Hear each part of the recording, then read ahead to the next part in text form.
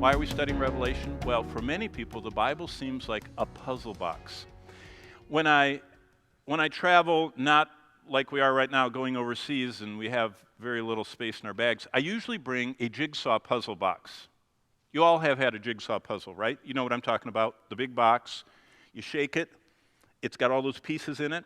What I usually do is I call up 3 or 4 of you students, and you stand up here. I open the box without you seeing the cover, the picture, and have you take out a piece. And then I ask on the stage, I ask the first person, I say, what do you think the picture that the puzzle is going to make is from your little piece? And most pieces are like a little bit of red or a little splash of gray, or maybe it's green like it's grass. And they look at it, and unless it's got like something identifiable, they go, I don't know. It's like gray. And this person will say, gray? My piece is brown. And the next one of the jigsaw says, well, my piece is white. It's clouds. And I say, well, how do you know what the puzzle is? And then I turn over the box and I show the cover. And once you see the big picture, all those individual 31,000 little pieces of your jigsaw puzzle make sense. The Bible sometimes seems like a box of 31,103 pieces. That's how many verses there are in the Bible.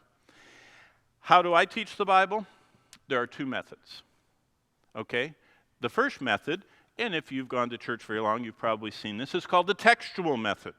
And the person teaching speaks on one verse and only one verse, and they never go anywhere else, and they only talk about that verse, and they just stay in that verse, and that's a wonderful way to speak.